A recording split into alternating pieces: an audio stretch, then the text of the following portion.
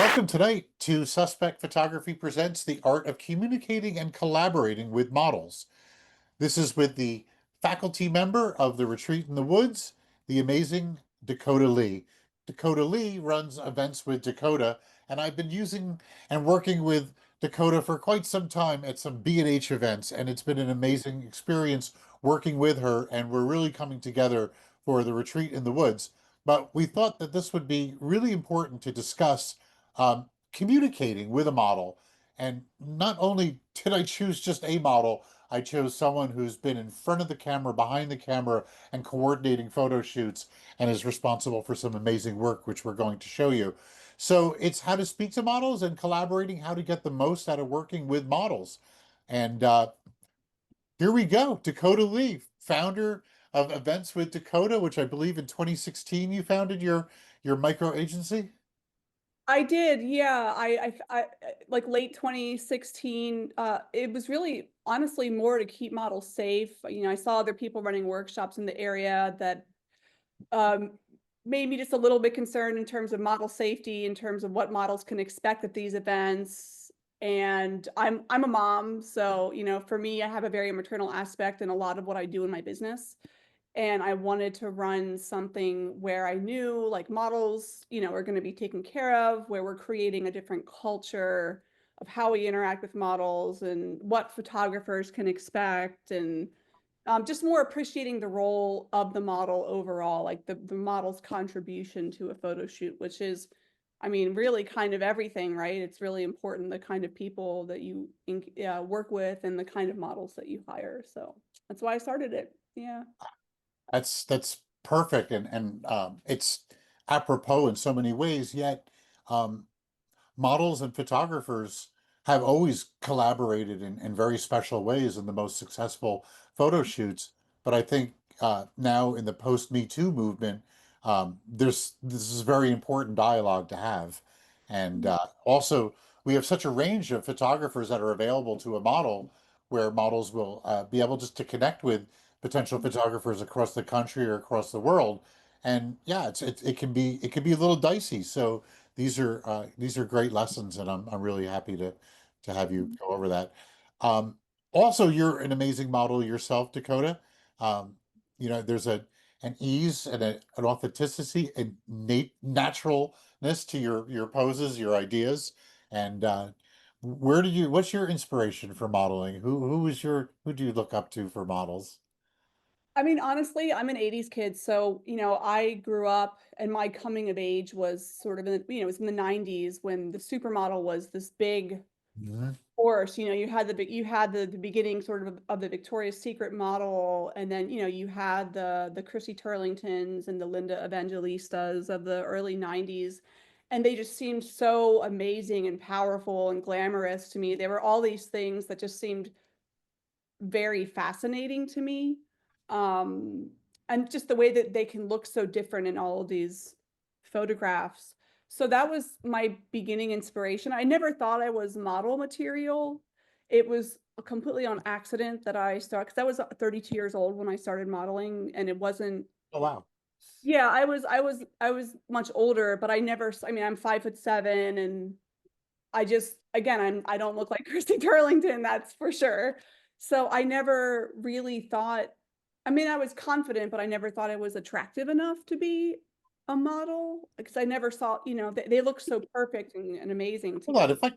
if I can interrupt here though, in terms of that, I think some of the greatest models when they're when they're younger or they're without styling, makeup, they really don't look that attractive.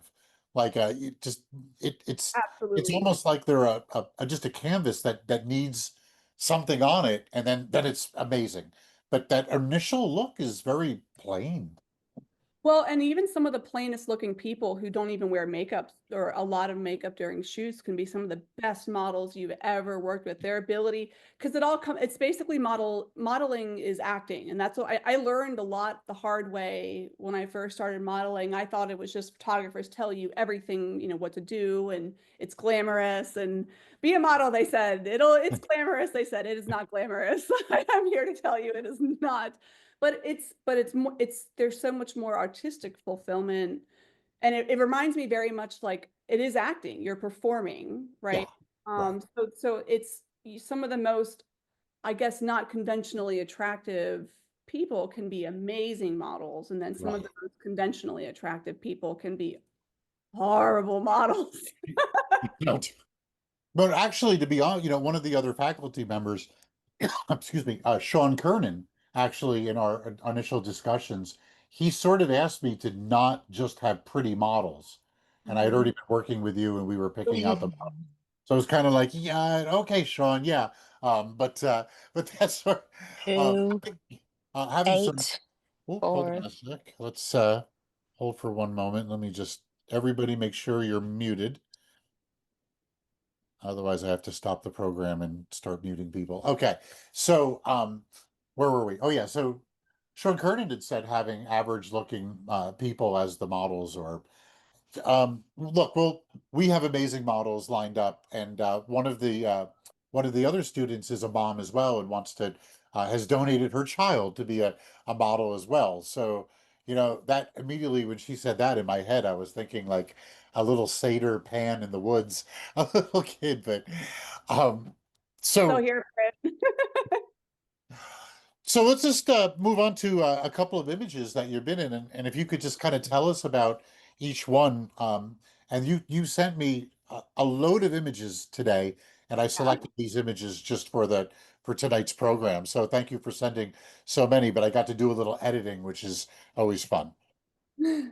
Love Ah, this one. Yeah, so this is actually at one of my events in France, and the person that I collaborated with, sorry, my son is like calling me about speaking of being a mom.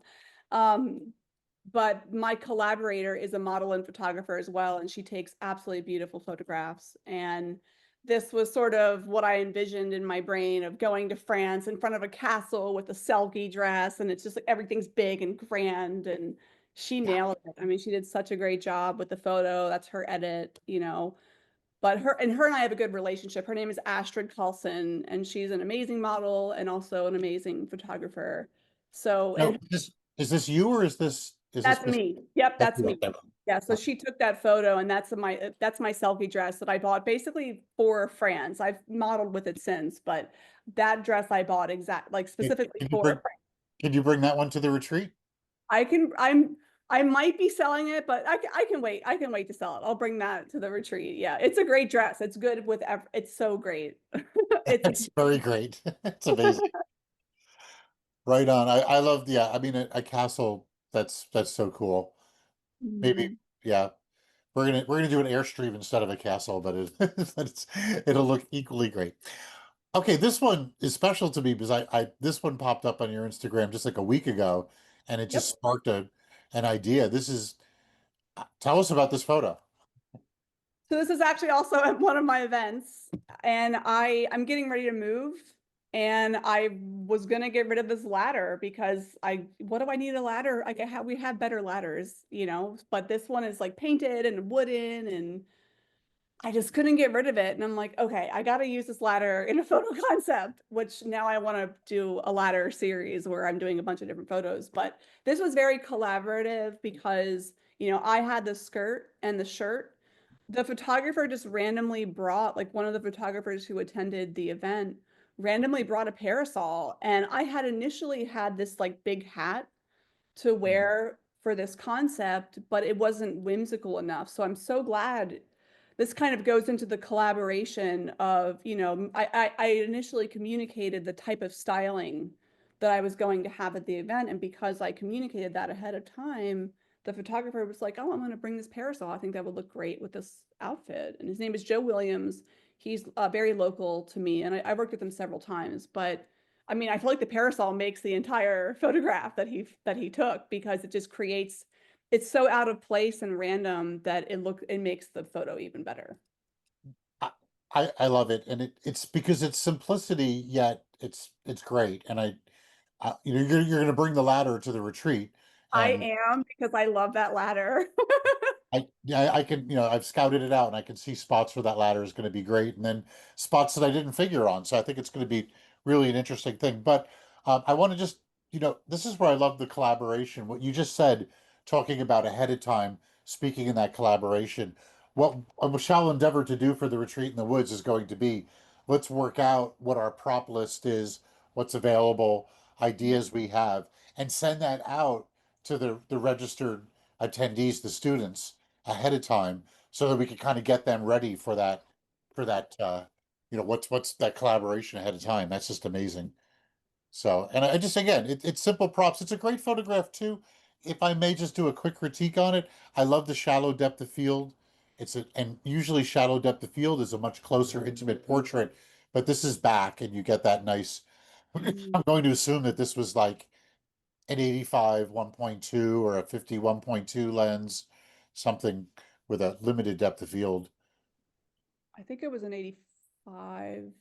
It might have, it was an 85 or I can't fully remember to be honest. 85 1.8s, 1.4s, those are Yeah, all it was, yeah, because fine. Yeah. he was pretty far away. It wasn't super far away, but he was Oh, far really? away. Yeah, yeah. I mean, he was far enough away that I'm going to say 85 and just going off of the focal length, the look of it.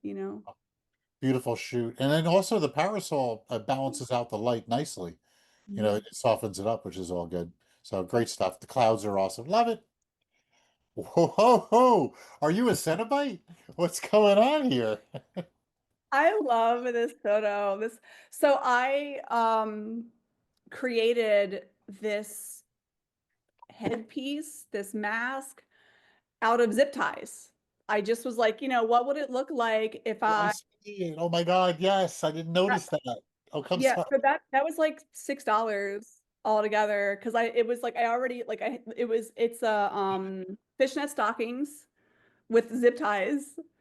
And I had this idea in my head, and like sometimes when you have an idea in your head, it doesn't always work out. So I'm like in the middle of putting this on my face, and I'm like, this is dumb. I'm dumb. This is a really bad idea.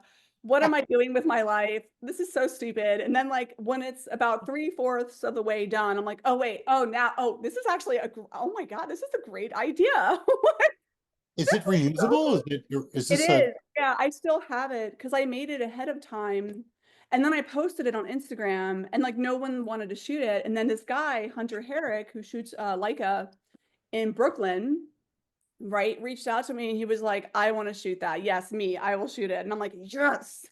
So, oh, and he killed it. I think it was a one light setup, white backdrop in this little studio in Brooklyn. And he's a young guy. He does film as well. He's great who to work with. Yeah, yeah.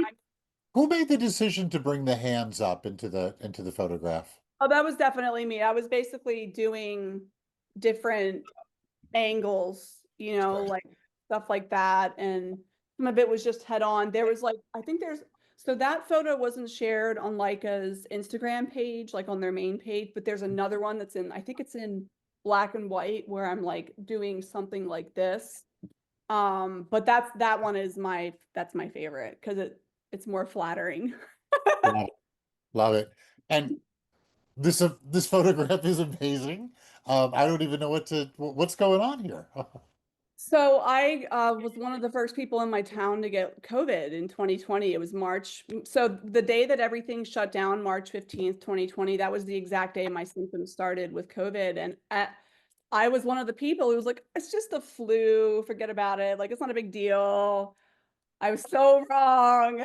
I almost died. I had a mini stroke from COVID. I have a septal infarct on my chart. I was 36 years old and I was an athlete, like no pre-existing conditions, and COVID almost killed me. So Oh this is my now, God. yeah. And when I got COVID, they didn't know that it affects your vascular system and that it can cause heart problems. They just thought it was a respiratory disease. So these were all the tests on my heart because I kept having so many heart issues and I was just collecting from the EKGs and the ECGs and the stress tests and the everything. It was so much testing. So I had this huge pile of them and I'm like, and I lost so much weight. I was 105 pounds there. I'm 5'7". I'm 130 pounds now and I'm a size 4. So I was like a double zero. Like I was so skinny and like So this I wanted this photo to represent, like, not necessarily, like, anguish, but just, like, a representation of what the heck I was going through at the time, like, just it was just crazy that I had all these tests done, so This may be the best COVID photograph I think I've ever seen. Really. Now, after that story, that's amazing. And I think on your Instagram, when I was scrolling around, there was a couple of super skinny Dakotas that were on there. And I bet that's yeah. around that time. They kind of, sort of mentally flagged it like, oh, that's not right. That's not healthy skinny, but yeah, that's amazing. So we're all really glad that you're still around and Yeah, COVID me didn't take you too. away from us, because that's the nasty part about COVID, is that it just erased certain people. So thank God that you survived, and Yeah, yeah, I you're never stronger, you're better, you're yeah, amazing. Okay, thanks. so then there are these two, which come on, oh there it is. These are really beautiful, and it's their location shots, which I Mhm. think I want to point out. Location is we'll be working in the retreat in the woods, and in general, when you work with a tell us when you go on location with a photographer, what's that all about? It does tend to be sometimes more improvisational. I think that I have a general idea of what I'm working with. I know what wardrobe I'm working with or what props I'm working with. Whenever you shoot on location, especially if these are both natural light photographs, there is a level of you're gonna have to you make it work, okay? Like like Yeah. Tim Gunn says, you make it work, okay? Well, Um, these when the were light's actually really bad, you just go black and white. yeah, That's the secret. converted to black and white. The one on the right is kind of Madonna, the one Madonna video, the late 90s Madonna video. One of my favorite Madonna songs. I can't think of the name. I love all her videos. I love Madonna. You know which one I'm talking about? Yes. I'm not singing. I know the song. I actually Yeah. know the chorus It's and got a great beat the to whole it. video. Yeah, it's like a darker video. There's like a raven or something in Yeah, it. yeah, yeah. Yeah, yeah, I know which one you're talking about. Yeah. So, I mean, obviously, the one in color, you got that a midday sun hitting you, or the sun pretty much hitting you. But tell us about your how you move through the positions, or is there a way that a photographer can ask you to move through positions a little more, or that you kind of like run through? Do you pause in between shots? Do you hear the camera clicking? Tell us about how you work on location with these awesome poses. Well, so it really used to be that I was static. Like I could go boom, boom, boom, and I would depending on I try to adjust how I pose based upon the uh the photographer's wants and needs, right? So if some photographers they want to be more fluid, they want you to just kind of flow through the poses and they want a lot Yep. of movement. Maybe they rapid fire as you're flowing through the movements. And then other photographers they want you to hold it for like 10 seconds while they and both are valid. You know, they want to take different angles. I tend to be more static where and I'll hear the shutter, but now with these mirrorless, can't. That's the question I have for you, because like, just I happen to have this Contax RX camera, which is a film camera it was a great camera. I found that models really, when you shot film and they heard that power drive going off, it enthused them. Like they knew when the shot happened. And I'll tell you, when a model does the movements, if they don't stop or pause when they feel it right, or as a photographer, you let them know that's it, to hold it for a second. If you're doing available light, you can kind of get out of focus, ghosty stuff going on, which can work, or usually doesn't work. Yeah. Well, I know there's a setting on mirrorless where you can create a shutter sound, but Yes, yeah.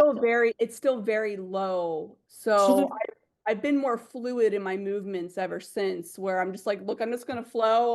I'll hold, I'll flow and then hold the pose and then I'm just gonna move on. And if you want me right, to right. stop, it's just communicating, So you right? kind of just, yeah, you Yeah, connect. right. Uh, I tell you one thing on the cameras though, that there's a volume control on the artificial shutter sound, so you can, yeah, I think maybe we should all when we're working with models, make sure that that shutter actually is loud. I have my camera set up on a mode where I can turn that on and off on the fly easily. Because doing street photography, you don't want the shutter sound going Oh, with off. the better sound, yeah, You want that yeah. quiet. So it's like the silent mode can be turned on or off. It's a good thing. But so I chose these two photographs because I love fabric. I think you could do so much with fabric, right? It's like a no-brainer. Fabric is so easy to work with, and we'll have plenty of colors and fabric and stuff like that. So that's going to be great. Um, I picked the other one because I got to say that the wooden thing in the bottom left-hand corner drives my compositional. I would have cropped that out. What's going on with that photograph? Yeah, I could see that. I mean, it does create an interesting color because it's kind of coming out of nowhere in comparison with the remaining colors because you have basically white, which is my skin, and then the Adidas stripes, and then the black, and my lips are actually red, and then there's this really striking blue, right? And that top is great. That feathery, that like Patricia Ridenour, Patricia, um, Patricia Fields. That Patricia Fields type jacket. That's like super cool. Yeah. Yeah, I got that at Haight-Ashbury actually in San Francisco. Oh, After the person who I bought it from was like, "Are you going to Burning Man?" I'm like, "No, but I will buy your jacket, sir." nice. Love it. Love it. Okay. I'm going to change the volume a little bit. Let's up the rhythm. And I noticed in your edit a lot of dance, and I believe that you also have a background as a dancer, don't you, Dakota? I don't. Everybody thinks that I do, but I don't. No. Unless you call like dance hall reggae, like I used to dance at nightclubs in DC, but listen, like I used to go like out to clubs with my friends, but that's not the Close. kind of dancing I think that's this. So Yeah. Um, I think that what struck me about these, aside from the beauty of the photographs, how if you have studio space or you have a seamless and you've got a light source and you source a dancer or two, you're kind of guaranteed of great body control, usually beautiful bodies, and it's an interesting way to approach photography. Tell us about working with dancers. I mean, they're pretty much my favorite, because from me modeling for the last 10 years, I appreciate a dancer's perfectionism. When they're posing, all of the parts of their body are perfect, right? Everything is exactly as it should be. And if it's not, you won't use the photograph, which I won't go into, but that's what I love about dancers. I mean, it's the first time I photographed a dancer, I was just immediately hooked. I was like, "Oh wow, this is so cool." I just like because it's just like again from that model and photographer perspective, I respect them so much. Like they put so much work into that's actually I think she's 19 now, but at the time she was 16. I work with dance schools as well, and she's one of my favorites. She's always been one of my favorite dancers. She's so talented for being very young. Um, I miss photographing her actually because she was one of my favorites. But yeah, Beautiful light. How did you light this? that is a two light setup. There is a light camera right about 45 with a rice bowl, a 48-inch rice bowl, my Ellen Chrome strobe. And then Nice. there's a another light camera left, actually a little bit behind the model. Little I'm Phil. not, yeah, just for a little bit of fill, just so you get it's pretty low power, but it just creates a little bit more separation between her and the background, and it creates more sculpting, on the dancers themselves. So Yeah, that's my go-to setup. Basically, when I work with dance schools, that's my go-to. It's just two light perfect. setup, really easy peasy, you I know. love that. Two lights. You're doing really good with two lights. That's I could only imagine you with four lights or six lights. Well, actually, that photo with the dancer in the black and white, he had his hands up and his back was to us, and he had all the muscular definition. Yeah, that's a four light setup with two flags. So it's Gotcha. parallel two lights shooting into the background with black flags to prevent too much spill of the light. So that was a whole fun setup. It's funny, that's why I said four lights, was that was the suspect photography setup.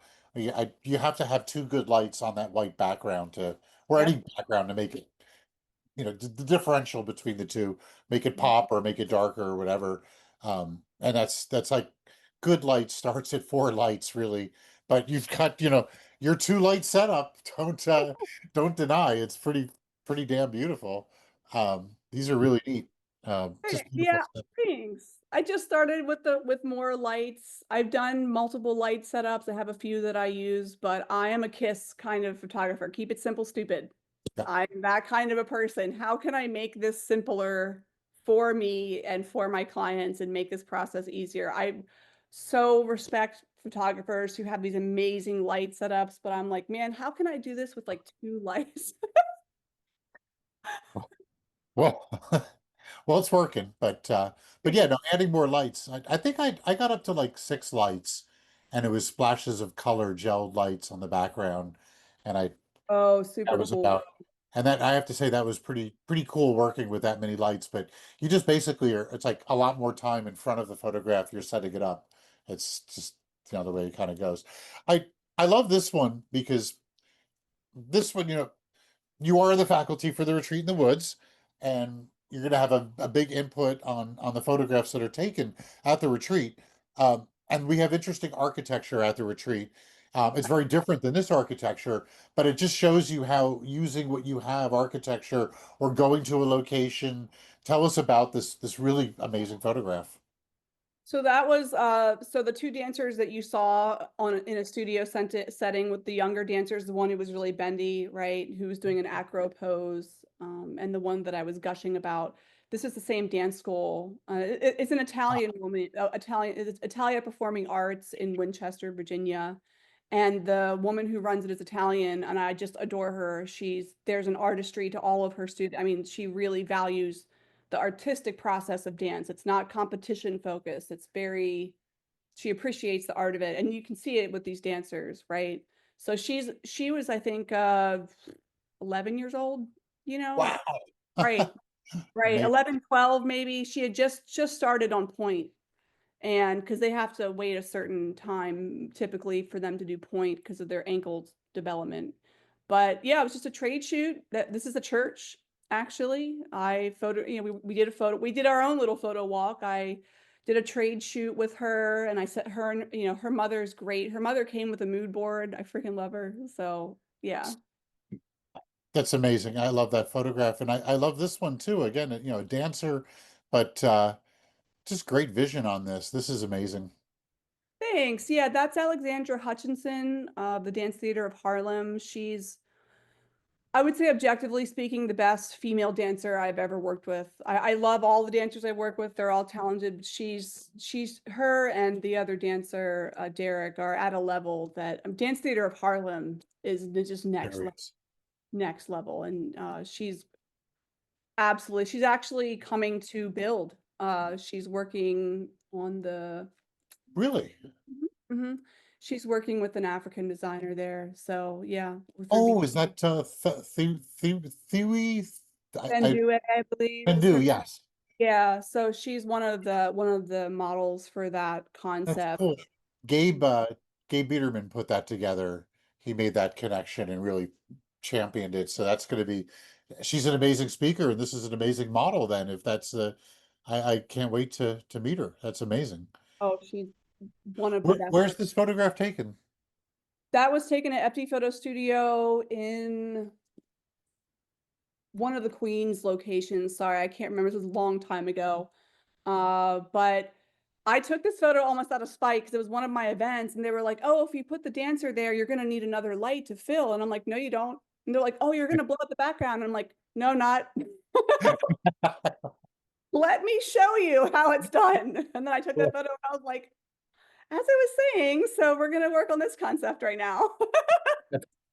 So cool, amazing, amazing. Okay, so just to change the rhythm and tempo again, yeah, these really stood out. These are absolutely beautiful photographs, and um, one of the other instructors, Chloe Ramirez, specializes in couples photography, and the schedule that I've shared with you has the allocation of which models are with which instructor during which segment, and we're going to special couples is going to be a thing, and it's particular because we think of portraits, we usually shoot single people, but couples is really important. So um, this is beautiful. It's outdoor portraiture, um, really well done, just classy, very nice photographs, and just yeah, it's great. Could you tell us about it, Dakota? What's Yeah, up with sure. these?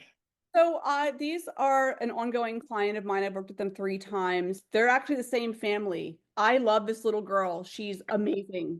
She's Yeah, the best young, like the best child portrait model I have ever worked with. She's like old soul eyes.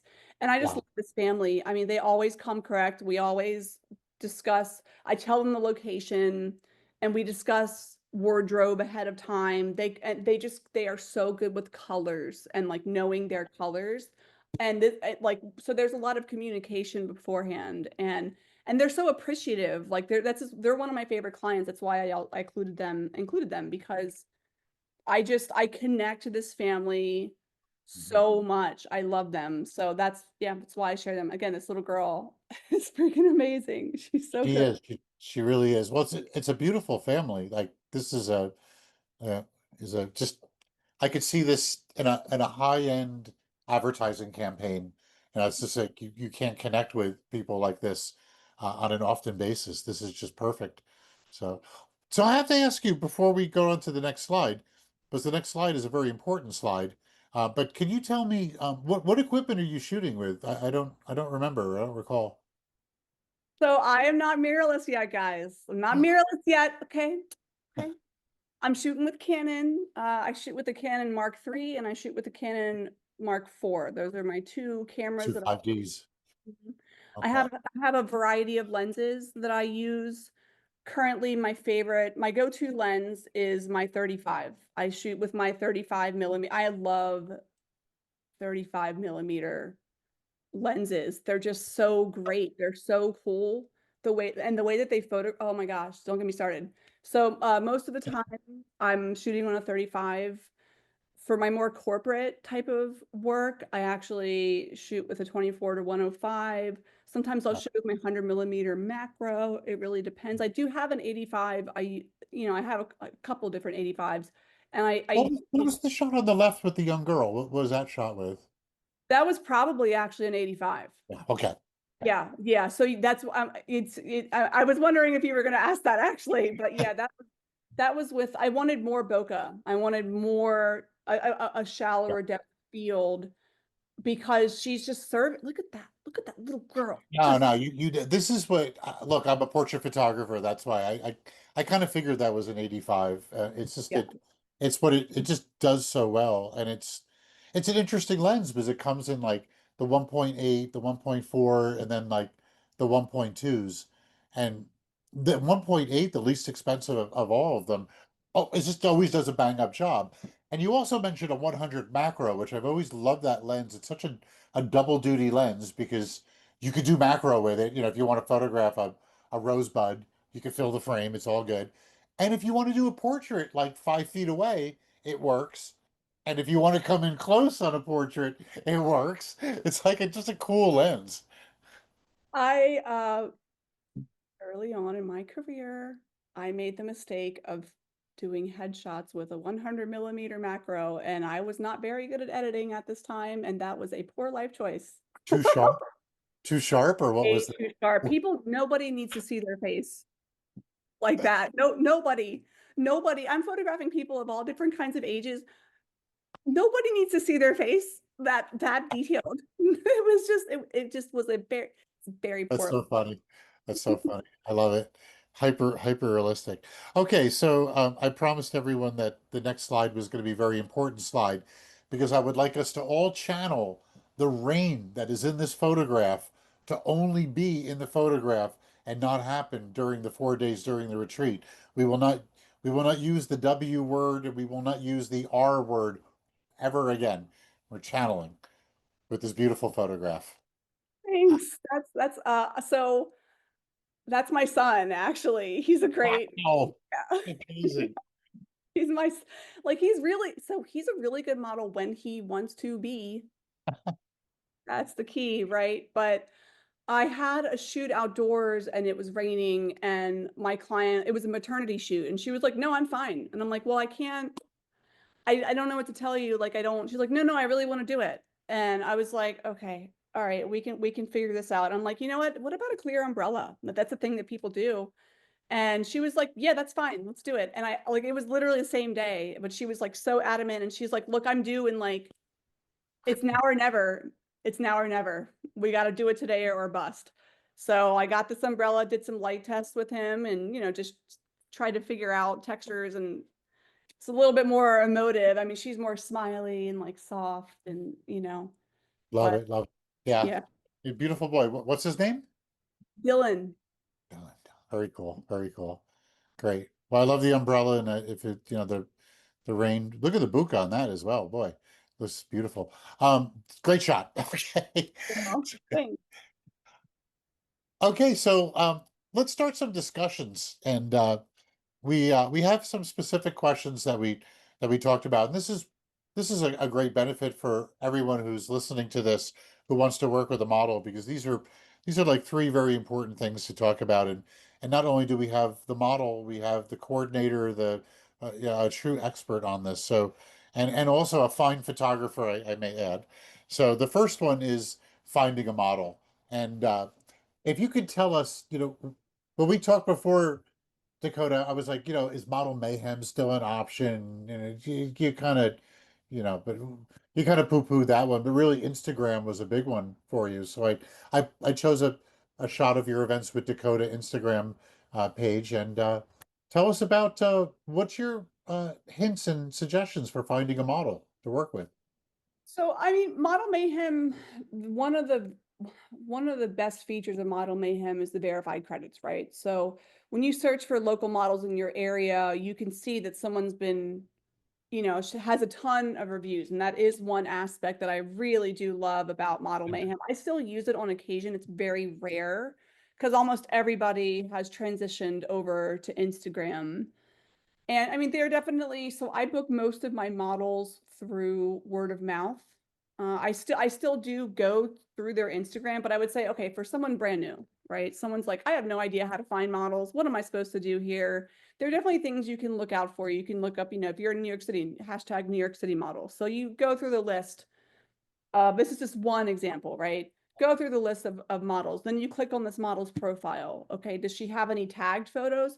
This is what I see a lot of photographers getting stuck with is, they book a model, then the model doesn't show. How do you determine whether a model's reliable, right? Whether she or he or they are going to show up. And a lot of it is, okay, are there a lot of tagged photos in there? Same thing with models when you're looking, vetting a photographer. There's still a vetting process. One thing I do when I've never worked with a model, because I'm extremely neurotic. In every sense of the word, I'm neurotic about reliability, right? Because you have to be in this industry. So I will reach out to even some of the photographers. So I'll they she, okay, the profile on Instagram checks out. There's all these tagged photos. I find this one photographer and I say, hey, I'm thinking of booking this model. Can you please tell me about your experience working with this person? You go through the vetting process. You have to do your own like your own work, right? Because you're not an agent. Like you're not, and you don't have a booking agent doing this for you. You could do agencies. There's always Right. that.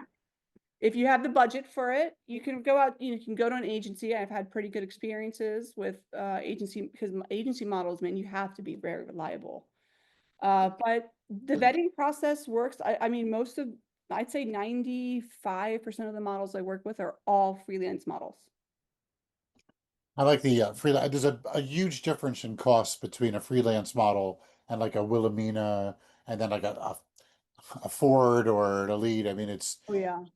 but I definitely have to say though, you get what you pay for, and I like your suggestion for the vetting process, because it's kind of tough. I mean, I've and I like what you said with freelance models. I've worked with numerous freelance models, and very infrequently. professional models that come from from an agency. That's a much different game, and you really the budget changes. But finding reliable, inspirational freelance models is just an incredible game changer as far as budget goes.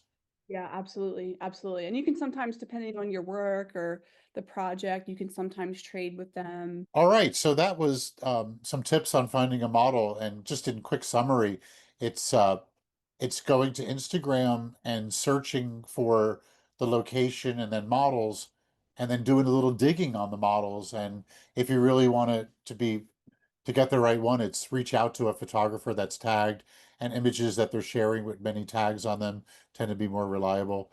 And and then the other one is if you have the budget, go for an agency.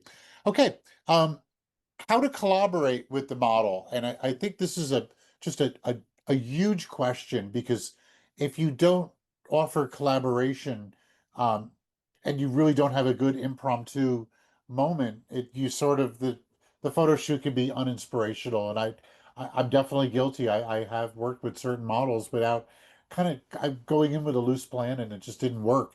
But other times where we talked ahead of time and we collaborated, the shoot went much better. So, Dakota, can you tell us like some tips on collaboration tips between model and photographer?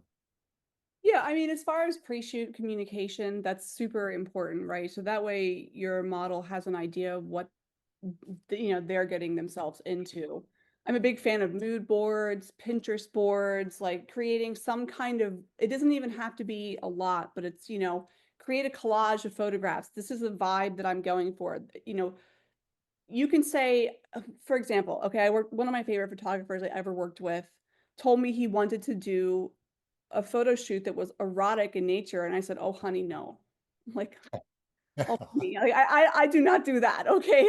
Like, I don't do that. But he was a fashion photographer who would work with, like, Cindy like, all the famous models, and he was so good. And I was like, "Man," like, so I got back to him and I said, "Well, could you please explain to me what erotic means to you, and could you provide photo examples of what erotic means to you?" And it was the tamest stuff ever. He sent me back these photos and I was like, "Are you this is not e I could show my son this photograph and he would be like, you know what I'm saying?" So his interpretation of erotic was obviously very different than my interpretation of what erotic meant to him. So I agreed to do the shoot and he sent me a mood board with further instruction of like what wardrobe I need to bring. And he came so you don't have to be as I mean, his mood board was 15 pages. You don't have to be that prepared. But I find communicating in photos and having that as part of like this is what we're going for. Are you okay with this?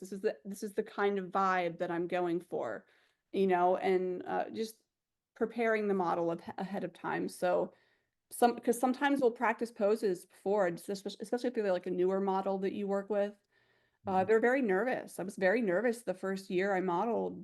We want to practice ahead of time. We want to look in the mirror and see, kind of that, so we can go into it feeling less uncomfortable. Okay, the other question, or not the question, the other thing I want to note is that um, there's something popular. AI is like a big curse word for photographers, and everyone has their opinions about AI and whatnot.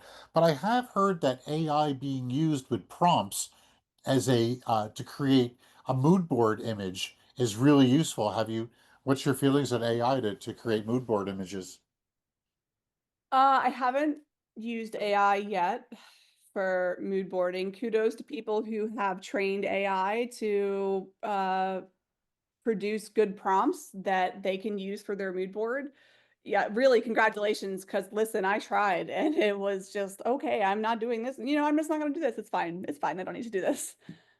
So I think I appreciate people using AI to create their own art. Right. That's I won't go into the AI conversation. That could be a whole other talk, right? Yes. Yes. Um, Just as it relates to mood boards, that's a. yeah, I appreciate it. No, I like it. I think it's great. I want I'm I'm game for the retreat to play around. I dip my toes in what's the oh God, I'm still paying for the membership to it. I have to either use it or not. I can't think of the name. You interface through a Discord, And it really, what you said before with the prompting, that really took me a while to figure out the prompting and change my head into it was Midgard, Mid Mid journey, mid it was journey, yeah. Midjourney. Mhm. It really took me a while to adjust to that, but we'll play around with that. Maybe we could do some retreat in the woods mood boards, and it could be helpful. We'll give it a shot. Why not? Yeah, why not? I used it for a tarot deck, a photographic tarot deck. That was a Oh, that's super cool. Yeah, they were fun. I really liked taking a suspect, like in this case Jesse Skellington, and mounting him on a horse like a knight. Boom. It's like, it took like you have to keep refreshing the prompts and fine tuning it, but it was pretty cool. So why not?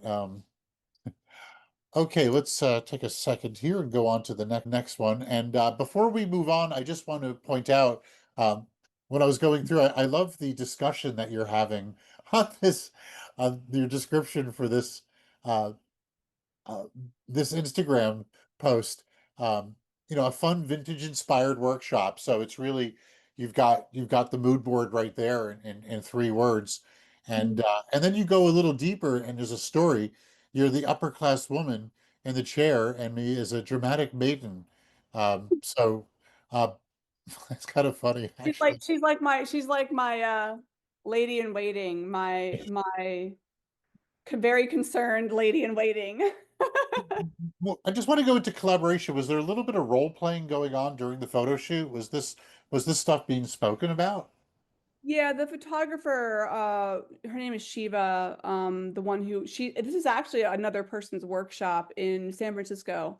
And she had this whole narrative created and all of these, I mean, there was a lot of discussion from her ahead of time, prior to the shoot with wardrobe and what we can bring and what she can, I mean, she's very good at styling. So, there was a lot of communication prior and it ended up working out really well, she just explained this concept to me and I wasn't initially sure, but again, like she shared photos and she showed the wardrobe and I was like, oh, okay, like I get where you're going for it now.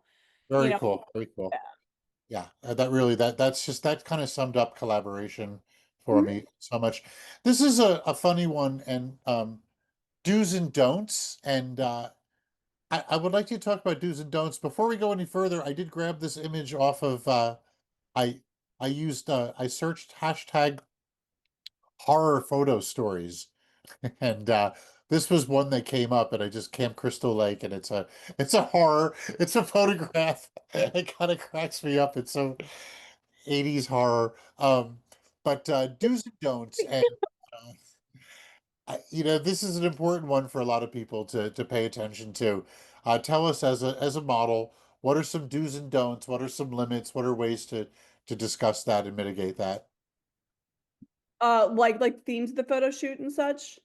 Well, do's and don'ts, like how here's a good one for you. How about like there's some stray hairs or something touching the model, the photographer moving and doing a little styling, checking things out. The way to maybe, we talked about communication, but on the photo shoot, is there so you mentioned that you like the sound of the shutter, so that's definitely a do, a loud shutter.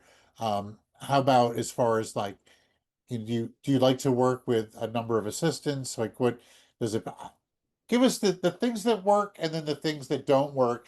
And I think we all should just understand where the current kids call it cringy, but where the cringe level happens, where a photographer has gone a little too far and they need to back off.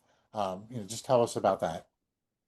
Yeah, it's tough because I feel like we'll just do the generally speaking.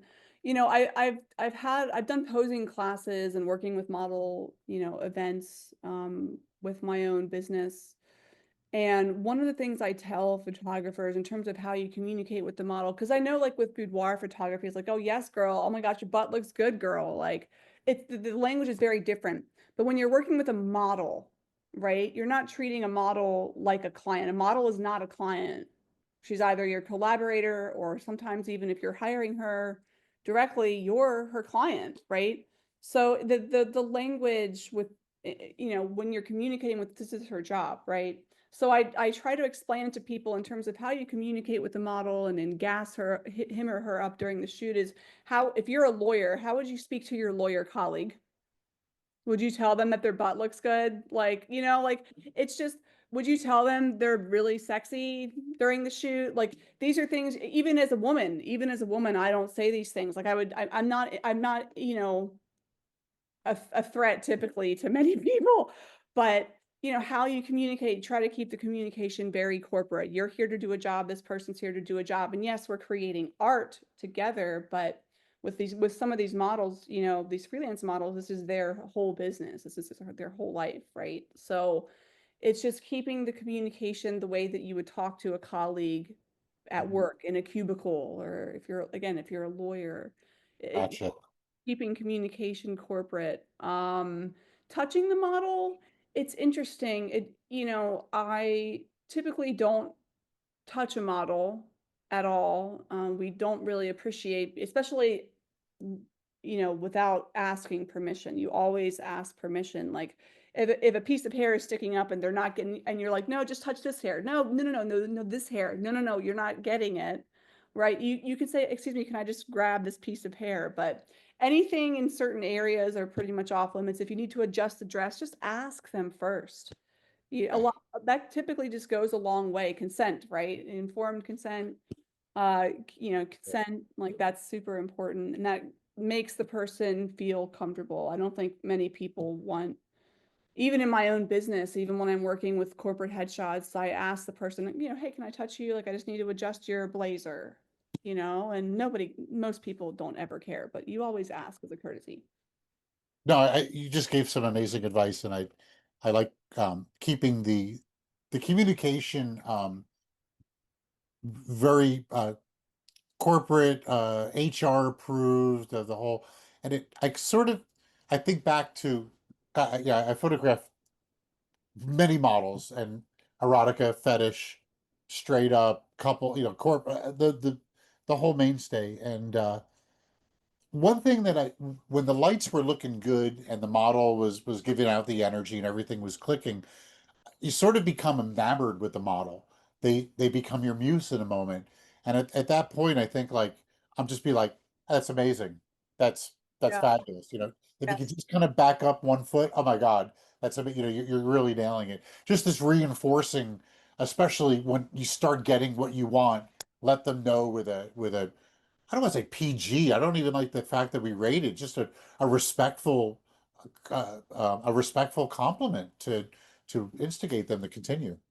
Yeah, because there's a way to validate them without making them feel uncomfortable. That's a great pose. Oh my God, what a beautiful pose. I say that all the time. Beautiful pose, beautiful pose. Oh my gosh.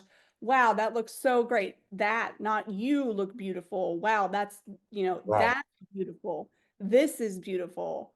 Your pose is beautiful, right? Not, oh, you're so beautiful. Like, ew. It's a big question, the next one, and this is how to maximize a photo shoot.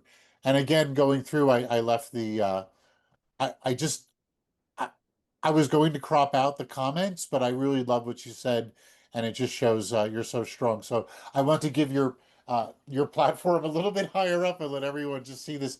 Uh, you know, you'll have to kill me. I love it. So it's fight for freedom. This is great. Um, how to maximize a photo shoot. The photograph was really amazing. I mean, yeah, as a studio shooter, I see the photograph, I see the equipment that was used and it's just a great shot. But how do you maximize a photo shoot? What's your advice to really just in the end get the most out of the model, the location, the photographer, the mindset that they should be in, the equipment, what's props? Sum it all up for us, Dakota. Oh man, that's tough.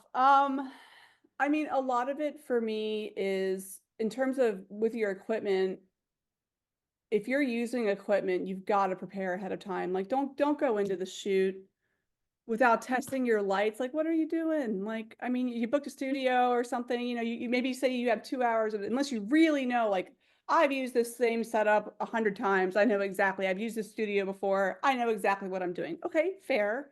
But have you even tested to see if your lights worked ahead of time? What if you have a 4 light setup and then one of your lights busts because you didn't test it? What are you gonna do then? You know? So it's preparing ahead of time. Yes, there is room for improvisation, especially if you're doing like natural light. You can just show up and you know maybe you create something great, maybe you don't. That's the thing with improvisation, right? But in terms of what aside from the model, right, and how you work with that person, there's just preparing ahead of time, trying to understand your concept better, right?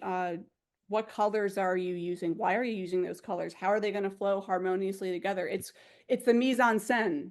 It's the mise en scène, right? So it's just like in film, it's all of the elements that create the best composition for that shot, right?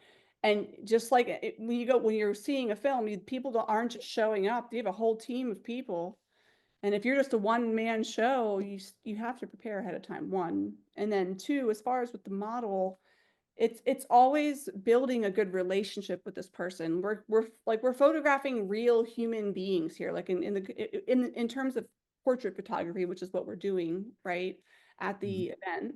Um, it's seeing this person as a human being and what makes them themselves, right? It's connecting to them and seeing their authenticity, like their own personal footprint in this world, what makes them them, right? So it's trying to I try to treat each model differently and analyze that person's strengths, and sometimes you don't know that until you start working with them.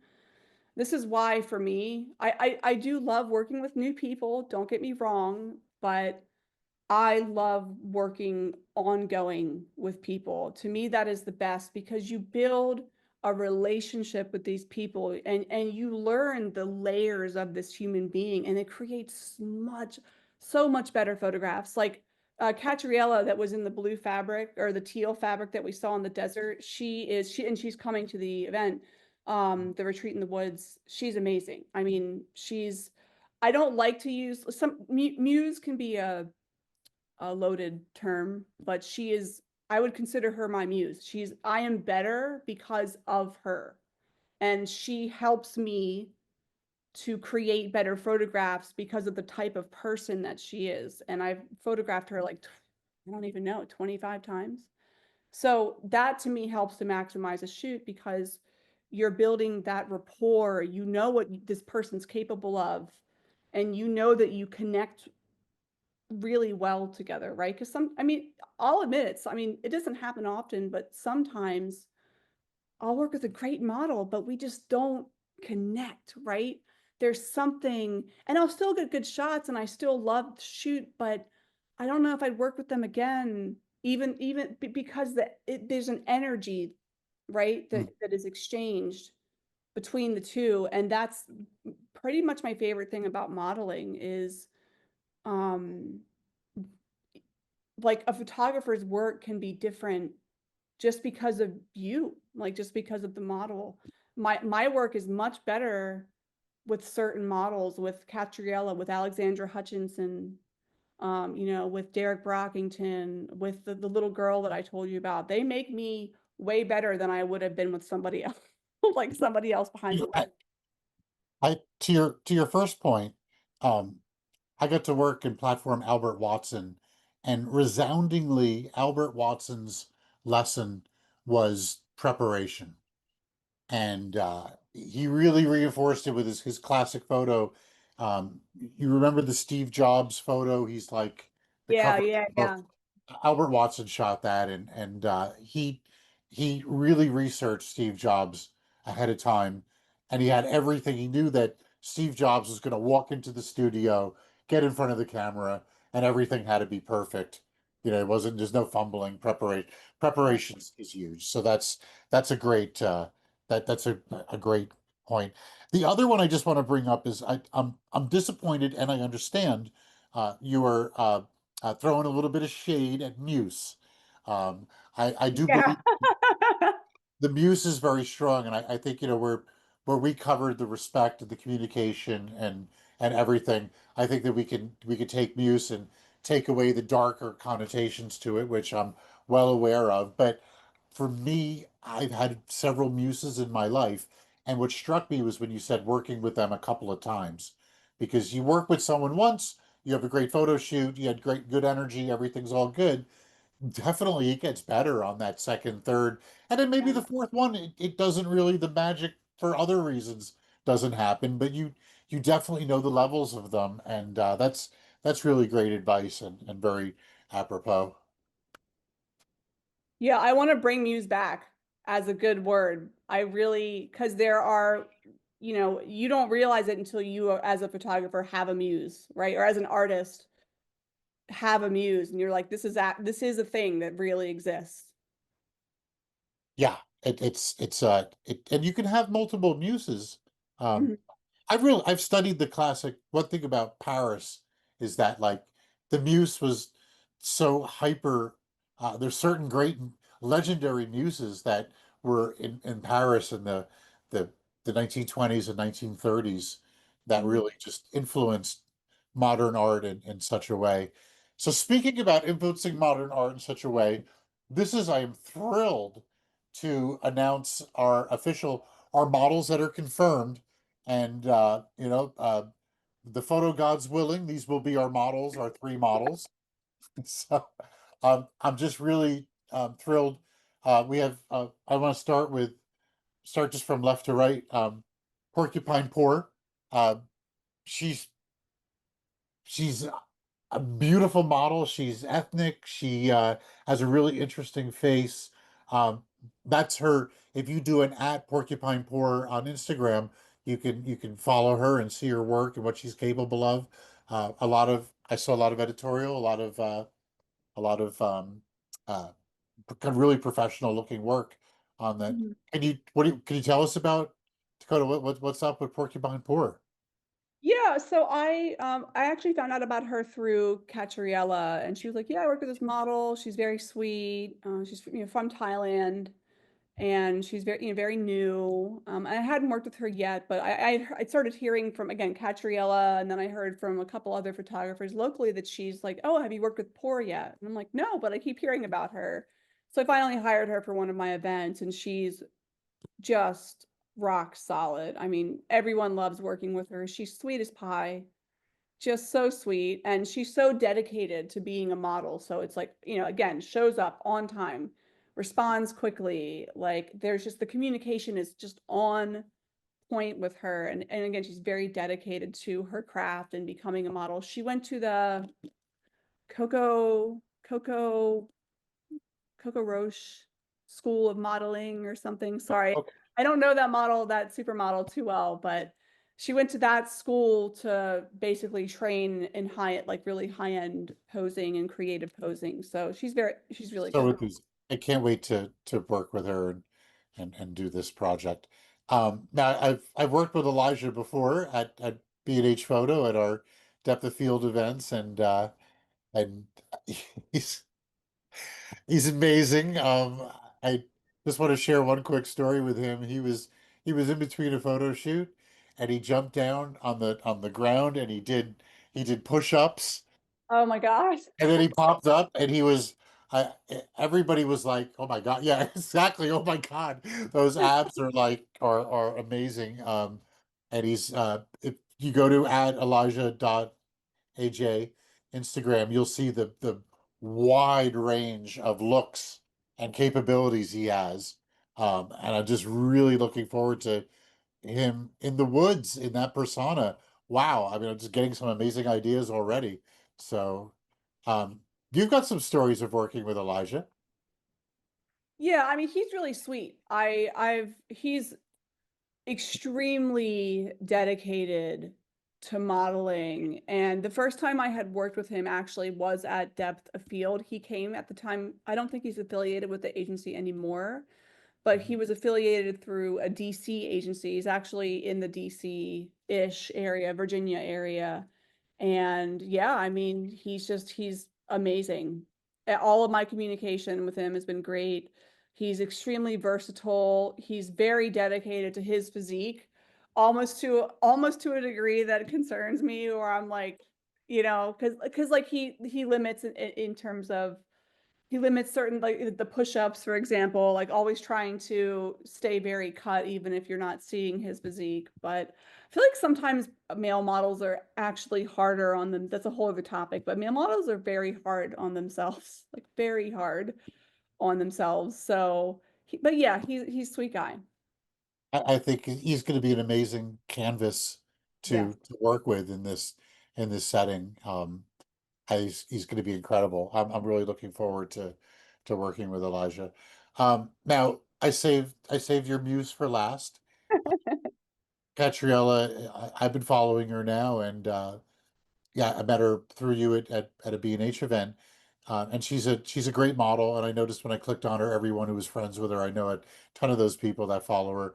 Um, but what's really cool about Catriella is that she's a performer, and that's she's an amazing singer, and she also does some playing with fire. Those are two things that we talked about, and maybe you could share with us do you think we're going to get a Catriella performance? Yeah, she's down. I actually spoke to her. She's down to do a fire performance. I will act as safety. I can do some fire performing, but I'm not as good as her. But she has fans and all kinds of cool fire performing props that she can bring. And Yeah. yeah, she's fantastic. She's a fire performer. She has the voice of an angel. She just has the most beautiful voice. She's predominantly a performer now, actually, and she has a YouTube channel that she is really building at this moment, and she's actually making not she's making a living off of it. I'm really impressed with her, but it's a sound healing channel. So she's more focused on that and she models still, but I think less so that and more the singing side of Well, her life. well, that you know, I just kind of pictured. I mean, Retreat in the Woods. There's a vibe, and Mm, I grew up in the woods, and I want to hyper elevate the vibe of the woods, and like, there's a beautiful fire pit, and I just kind of see like everyone at night after dinner at the fire pit, and Catriella sing a song for us, and we're kind of passing around our iPads, and we're checking out the work we're making, and we're a big community, and this amazing muse is going to be she's going to be our model. She's going to be uh, singing, performing for us, and who knows, maybe there'll be an accompaniment. Maybe we could have anyone brings an instrument. I mean, like acapella, uh, not plugged in front of a beautiful fire pit.